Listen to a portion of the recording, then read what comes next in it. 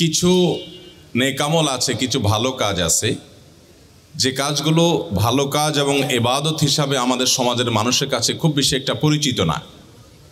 আমরা ইবাদত এবং নেকামল হিসাবে যেগুলোকে চিনি বা জানি, আমাদের জানার বাইরে আরও অনেক নেকামল আছে, অনেক ভালো কাজ আছে, যে কাজগুলো আমরা চাইলেই করতে পারি, অথচ সেগুলো যে নেকামল, সেগুলো যে ভালো কাজ, সেগুলো যে ইবাদত হতে পারে, সেগুলোর কারণে যে আল্লাহর কাছে আমরা সওয়াব এবং বিনিময় পেতে পারি, সে সম্পর্কে ধারণা বা জানাশোনা আমাদের নাই। সেজন্য আমরা অল্প পরিশ্রমে অল্প সময়ে বিপুল পরিমাণে সওয়াব আহরণ করার সুযোগ থেকে বঞ্চিত থাকি। আবার এর বিপরীতে কিছু গুনাহ আছে, কিছু অপরাধ এবং পাপ আছে, যে অপরাধগুলোর অপরাধ হওয়ার কথা আমরা না জানার কারণে অবলীলায় সে অপরাধে আমরা লিপ্ত হয়ে যাচ্ছি এবং আমাদের আমল নামা ভারী হয়ে যাচ্ছে বদামলে, গুনাহে। আজ আমরা সেরকম একটি বিষয়ের সঙ্গে পরিচিত হব, যে বিষয়টি আমরা অহরহ অনেকেই করে থাকি, অথচ সেটি অপরাধ, সেটা আমরা অনেকে জানি না। আর সে বিষয়টি হলো, কোনোভাবে কোনো মানুষকে যদি আমরা কষ্ট দেই অন্যায়ভাবে, কোনো মুসলিমের, এমনকি যে কোনো মানুষের অন্যায্যভাবে অন্যায়ভাবে যদি কষ্টের কারণ হই আমি, তাহলে এর কারণে আমার আমল নামায় গুনাহ লেখা হবে এবং এর কারণে আমার একটা অপরাধ হবে, একটা পাপ হবে। এবং সেই অপরাধ এবং পাপটা কোনো ছোটোখাটো পাপ না, যে মুসাফা করলে অনেক গুনাহ ঝরে যায়, অজু করলে অনেক গুনাহ ঝরে যায়, অনেক নেকামল বিভিন্ন গুনাহ মোচন করে দেয়, সেরকম কোনো আমল দ্বারায় মোচন হয়ে যাবে, এটা সেরকম কোনো ভুল বা সেরকম কোনো অপরাধ না, বরং এটা কাবিরা গুনাহ, যেটা তওবা ছাড়া, ওই ব্যক্তির কাছ থেকে মাপ নেওয়া ছাড়া মাপ হবে না। বিশেষ করে মাহফিলটি যেহেতু ঢাকা শহরে হচ্ছে, ঘনবসতিপূর্ণ একটা এলাকায় হচ্ছে, সেজন্য এই বিষয়ে আমি কথা বলার এরাদা করেছি। কারণ শহুরে জীবনে এই গুনাহটি, এই অপরাধটি আমাদের দ্বারা সবচেয়ে বেশি হয়। অনেক সময় আমাদের জ্ঞাতসারে হয়, অনেক সময় আমাদের অজ্ঞাতসারেও হয়ে যায়। কোরআনে কারিমে আল্লাহ রাব্বুল আলামিন বলেছেন, ওয়াল্লাযীনা ইউযুনাল মুমিনিনা ওয়াল মুমিনাতি বিগাইরি মাকতাসাবু, যারা কোনো ঈমানদার নারী পুরুষদেরকে, অন্য মানুষদেরকে যারা কষ্ট দেয় অন্যায়ভাবে,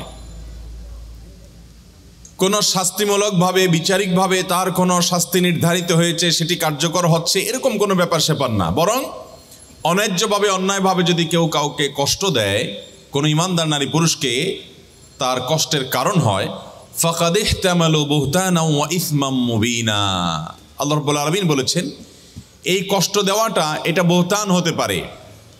এটা যদি কারোর চরিত্র নিয়ে প্রশ্ন তুলে তাকে কষ্ট দেওয়া হয়, অথবা কারো সম্পর্কে মন্দ ধারণা করে তাকে কষ্ট দেওয়া হয়, তাহলে এটা বুহতানের গুনাহ হতে পারে, মিথ্যা অপবাদের গুনাহ হতে পারে।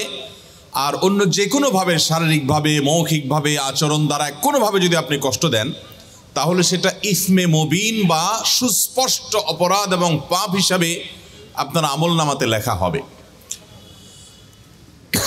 নবী করিম সাল্লাল্লাহু আলাইহি সাল্লামকে জিজ্ঞাসা করা হয়েছে, আবু মুসা আশআরী রাদিয়াল্লাহু তাআলা আনহু সিনিয়র সাহাবী, তিনি বর্ণনা করেছেন, হাদিসটি বুখারী মুসলিমে একযোগে বর্ণনা করেছে, যে নবীজি সাল্লাল্লাহু আলাইহি সাল্লামকে জিজ্ঞাসা করা হয়েছে, আইয়ুল ইসলামি আফদল, কোন ইসলামটা সবচাইতে বেটার, বেস্ট, সবচাইতে উত্তম ইসলাম কোনটা, কোন মুসলমান সবচাইতে উত্তম মুসলমান হতে পারবে?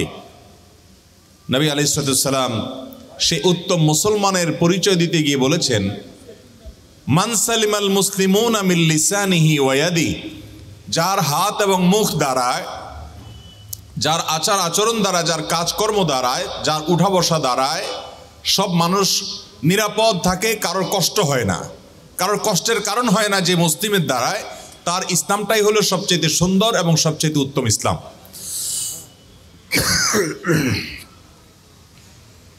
মোহতারাম হাজরিন, নবী করিম সাল্লাল্লাহু আলাইহি ওয়াসাল্লামের বিভিন্ন হাদিসের দিকে যখন আমরা তাকাই, তখন আমরা দেখতে পারি যে ভালো মুসলমানকে তিনি চিত্রায়িত করেছেন তার ব্যক্তিগত নফল আমল দিয়ে না, নফল দান সাদকা দিয়ে না, নফল রোজা দিয়ে না, নফল সালাত দ্বারা না, নফল জিকির আজকার দিয়ে না।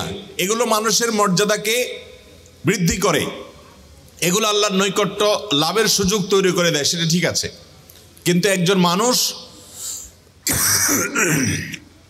আল্লাহর কাছে মূল্যবান এবং আল্লাহর কাছে দামি হয়, আল্লাহর কাছে মূল্যবান এবং আল্লাহর কাছে দামি হয়, তার নেক আমল দ্বারায় বিশেষ করে সে যখন মানুষের জন্য কল্যাণকর নিজেকে প্রমাণ করে এবং মানুষকে তার ক্ষতি থেকে বাঁচাবার চেষ্টা করে। আজ আপনি সারা পৃথিবীতে দেখবেন, আমাদের আশেপাশে দেখবেন, বহু মুসলমান আছে আলহামদুলিল্লাহ মুখে নবী সাল্লাল্লাহু আলাইহি ওয়াসাল্লামের নির্দেশ পালন করতে গিয়ে ওয়াজিব দাড়ি রেখেছেন।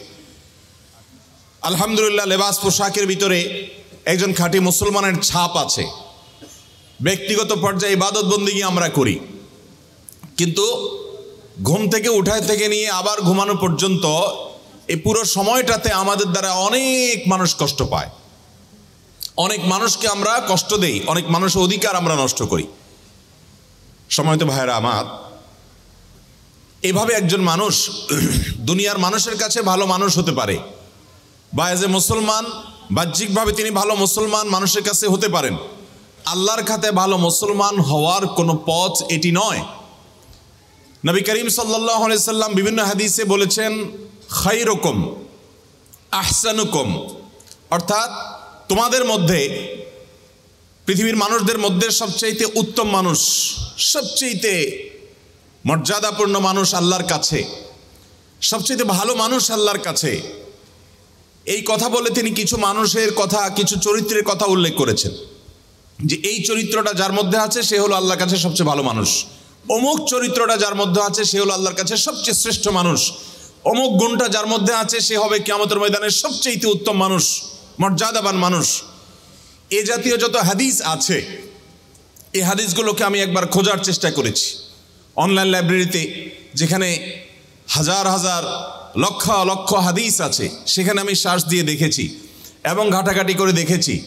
বিভিন্ন কিতাবপত্রে আহসানুকুম, খিয়ারুকুম, খায়রুকুম, আহাসিনুকুম, যত রকমের হাদিস এরকম আছে, সবগুলো একত্র করলে দেখা যায় নবী করিম সাল্লাল্লাহু আলাইহি সাল্লাম সে সকল চরিত্রের মানুষদেরকেই বলেছেন সবচেয়ে উত্তম, সবচেয়ে শ্রেষ্ঠ, সবচেয়ে মর্যাদাবান, আল্লাহর কাছে সবচেয়ে প্রিয়।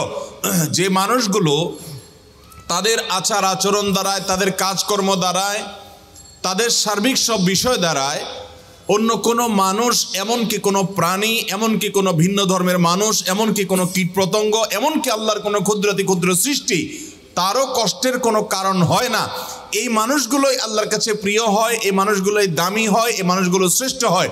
অথচ এটাকে আমরা মনে করি জাস্ট একটা ম্যানার্সের ব্যাপার, জাস্ট একটা সামাজিকতার ব্যাপার, জাস্ট একটা মানবীয় গুণের ব্যাপার। এটাকে আমরা ইবাদত হিসেবে বেশিরভাগ মুসলমানরা রিলেট করতে পারি না। মোহতারাম হাজরিন, আপনি হাদিস খুললে দেখবেন নবী করিম সাল্লাল্লাহু আলাইহি সাল্লাম বলেছেন, আহসানুকুম আহসানুকুম কাদাআ, তোমাদের মধ্যে সবচেয়ে ভালো মানুষ সে যে ধার দেনা নিলে, বাকি নিলে এটা পরিশোধ করার সময় ভালো মানুষের পরিচয় দেয়। এই যে মানুষের অধিকারের ব্যাপারে সচেতন হয়, মানুষকে টালবাহানা করে তার পেছনে পেছনে ঘুরতে বাধ্য করে না, বরং সময় মতো সুন্দরভাবে উত্তম রূপে পরিশোধ করে দেয়। তোমাদের ভিতরে সবচাইতে খায়রুল আসহাবি, তোমাদের ভিতরে সবচাইতে উত্তম সঙ্গী হলো যে ব্যক্তি তার সঙ্গীদের কাছে ভালো হয়। তোমাদের ভিতরে সবচাইতে উত্তম মানুষকে, সবচাইতে ভালো মানুষকে নবী সাল্লাল্লাহু আলাইহি সাল্লাম বলেছেন যে তার পরিবারের কাছে ভালো, তার স্ত্রী সাক্ষ্য দেয় যে আমার স্বামী উনি মানুষটা অমায়িক এবং সত্যি ভালো মানুষ, আমার সাথে বদ আচরণ করে না, এ মানুষটা সবচেয়ে ভালো মানুষ। এরকম সবচেয়ে ভালো মানুষের যত তালিকা আছে, বিশেষ করে হাদিসের মধ্যে 11-12 শ্রেণী মানুষের কথা আমরা আমাদের খোঁজাখুঁজির পর আমরা পেয়েছি। সেখানে এক শ্রেণী মানুষের কথা জানি, খায়রুকুম মান তাআল্লামাল কুরআনা ওয়া আল্লামাহ, যে ব্যক্তি কোরআন শিখে মানুষকে কোরআন শিখায়। কোরআনের শিক্ষক শিক্ষার্থীরা সবচেয়ে শ্রেষ্ঠ মর্যাদাবান। এছাড়া অন্য সব শ্রেণীগুলো দেখবেন মানুষকে যারা কষ্ট দেয় না, যারা চেষ্টা করে যে আমার দ্বারা কারো কোনো কষ্ট যেন না হয়, সচেতন থাকে, সতর্ক থাকে যে আমার কোনো কথা দ্বারা, আমার কোনো আচরণ দ্বারা কারো কষ্ট হচ্ছে কিনা, এই মানুষগুলো সবচেয়ে শ্রেষ্ঠ মানুষ। নবী করিম সাল্লাল্লাহু আলাইহি সাল্লামের চরিত্র যদি আপনি দেখেন, আপনি অবাক হয়ে যাবেন। তার চরিত্রের মধ্যে আমরা অনেকে আজকাল কাচুমুচু করে নিজের ভালো মানুষই জাহির করি, বিনয় জাহির করি। এটাকে তিনি অ্যাপ্রিসিয়েট করতেন না। তিনি অ্যাপ্রিসিয়েট করতেন কোনটাকে? যে সার্বিকভাবে একজন মানুষ অন্য কোনো মানুষের কষ্টের কারণ হবে না, এই ব্যাপারটিতে তিনি সতর্ক থাকবেন, এর মাধ্যমে তিনি সবচেয়ে চরিত্রবান হবেন। নবী করিম সাল্লাল্লাহু আলাইহি সাল্লাম সাহাবীদের সাথে তিনি এমনভাবে মিশতেন যে সাহাবীরা প্রত্যেকে মনে করতেন নবীজি আমাকে সবচেয়ে বেশি ভালোবাসে। এখন আপনি একটা প্রতিষ্ঠানে দায়িত্বশীল আছেন, আপনার অধীনে কিছু লোক আছে, অথবা আপনি একটা পরিবারের কর্তা, আল্লাহ তাআলা আপনাকে ছেলে মেয়ে দিয়েছেন। এই লোকগুলোর মধ্যে আপনি সবার প্রতি আচরণ এমন হবে যে কারোর প্রতি বিমাতাসুলভ আচরণ করবেন না, কারোর প্রতি বিরূপ আচরণ করবেন না, বরং আপনার আচরণ দ্বারা সবাই জানবে যে আপনি সবার হিতাকাঙ্ক্ষী এবং কল্যাণকামী। এটা উত্তম আখলাক চাওয়া সম্ভব না? এই উত্তম আখলাকওয়ালা মুসলমান দুনিয়াতে পাওয়া খুব কঠিন। বাহ্যিক লেবাসে পোশাকে অথবা বাহ্যিক আমল ইবাদতে মুসলমান আপনি বহু পাবেন, কিন্তু যার সকাল থেকে রাত পর্যন্ত পুরো দিনে তার দ্বারা কোনো মানুষ কষ্ট পায় না। যদি কষ্ট পায় তাহলে সে যখনই আঁচ করতে পারে যে আমি কাউকে কষ্ট দিয়ে ফেলেছি, সাথে সাথে সে সেটাকে নিষ্পত্তি করে ফেলে, মাপ চেয়ে সেটাকে শেষ করে তারপরে সামনে অগ্রসর হয়। এই মানুষগুলো হলো আল্লাহর কাছে সবচেয়ে প্রিয় মানুষ। আমাদের নবী করিম সাল্লাল্লাহু আলাইহি ওয়াসাল্লাম তার দ্বারা কেউ কখনো আঘাতপ্রাপ্ত হন নাই। তার একাধিক স্ত্রী ছিলেন এবং উম্মুল মুমিনিন উম্মাহাতুল মুমিনিন রাদিয়াল্লাহু তাআলা আজমাইন, তাদের মধ্যে মাঝে মধ্যে টুনটান হয়েছে। তারা মানুষ ছিলেন, যার কারণে ভুল বোঝাবুঝি বা কোনো বিষয়ে মান অভিমান হয়েছে। নবী করিম সাল্লাল্লাহু আলাইহি ওয়াসাল্লাম নিজেও অভিমান করে তাদের থেকে দূরে থেকেছেন, কিন্তু কখনো মুখ দিয়ে কোনো কটু কথা বের হয় নাই, কখনো কাউকে আঘাত করেন নাই, কারোর শরীরে টাচ করেন নাই শাস্তি দেওয়ার জন্য। কোনো প্রকার কটু মন্তব্য করার প্রশ্ন তো তার সামনে উঠতেই পারে না। এভাবে তিনি গোটা পৃথিবীর মানুষের জন্য সর্বোত্তম আদর্শ হয়েছেন। আজ আমাদের মধ্যে এই জিনিসটার সবচেয়ে বেশি অভাব ভাইরা।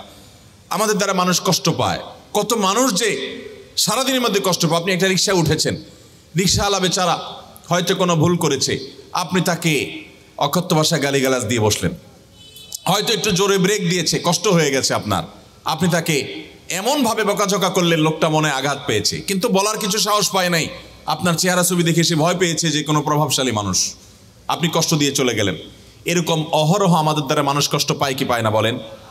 এমনকি আপনি স্বামী, আপনার স্ত্রীর কোনো একটা ভুলের কারণে আপনি অবশ্যই তাকে শাসন করতে পারেন, কিন্তু শাসন করতে গিয়ে আপনি সীমানা ছাড়িয়ে গেছেন, তাহলে হোক তিনি আপনার স্ত্রী, আপনি তার কাছে মাপ চেয়ে নিষ্পত্তি করিয়ে নেবেন। আপনার বাবা মা, তাদের কথা তো বলাই বাহুল্য, তাদের প্রতি আপনার দ্বারা যেন কোনো কারণে কোনোভাবে তাদের প্রতি যেন অবিচার না হয়, জুলুম না হয়, তারা যেন কষ্ট না পায়, সে বিষয়ে আমাদেরকে খেয়াল রাখতে হবে। এক সাহাবী নবী করিম সাল্লাল্লাহু আলাইহি ওয়াসাল্লামকে বলেছেন, ইয়া রাসূলুল্লাহ, আমি অনেক আমল করতে চাই, কিন্তু আমার দুর্বলতা আছে, আমি পারি না। ধরুন আমি দান করতে চাই, আল্লাহ তাআলা অনেককে অনেক টাকা পয়সা দিয়েছে, তারা দান সাদাকা করে, মসজিদ মাদ্রাসা করে, কল্যাণমূলক কাজ করে, কিন্তু আমি পারি না ইয়া রাসূলুল্লাহ, আমার দুর্বলতা আছে, আমি কি করব? খুব গুরুত্বপূর্ণ একটা হাদিস। ইয়া রাসূলুল্লাহ, আমার দুর্বলতা আছে, অনেক আমলের ক্ষেত্রে আমি করতে পারি না।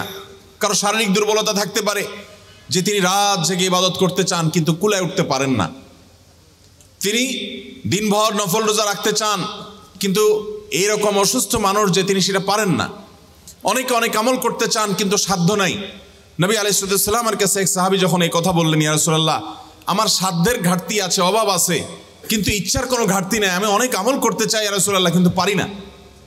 তখন নবী করিম সাল্লাল্লাহু আলাইহি সাল্লাম তাকে বলেছেন, তুমি কোনো মানুষকে কষ্ট দেওয়া থেকে বিরত থাকবে, শুধুমাত্র এই একটা বিষয়কে খেয়াল করবে যে আমার দ্বারা কারোর কষ্ট যেন না হয়, কারোর অসুবিধা যেন না হয়।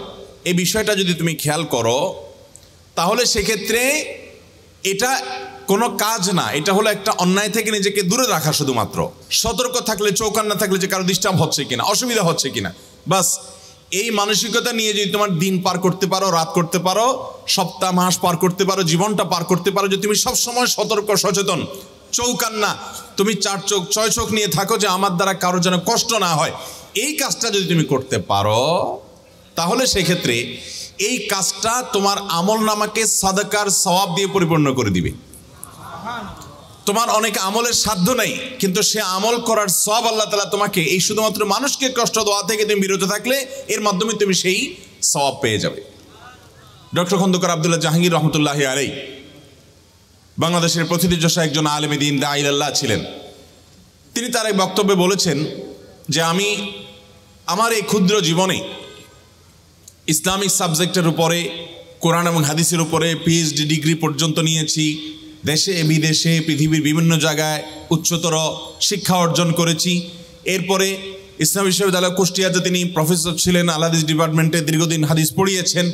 তিনি বলেছেন, কোরআন এবং হাদিস ঘাটার আমার যে অভিজ্ঞতা, আমার সকল অভিজ্ঞতার নির্যাস যদি আমি এক লাইনে বলি, তাহলে আমি বলবো গোটা ইসলামের নির্যাস হলো আল্লাহ রাব্বুল আলামিনের একত্ববাদ প্রতিষ্ঠিত করার পর, তাওহীদ এবং ঈমানকে ঠিকঠাক করার পর, বিশুদ্ধ করার পর, মৌলিক মোটা দাগে ইসলামের রোকন এবং মেইন কয়েকটা ফরজ আমল করার পর আল্লাহ তাআলাকে সবচাইতে বেশি খুশি করা যায়, আল্লাহ তাআলা বেশি সন্তুষ্ট হন বান্দা যখন মানুষের উপকার করে। আর শিরকের পর অন্যান্য মোটা দাগে যে বড় বড় কাবিরা গুনাহগুলো আছে, সেগুলোর পর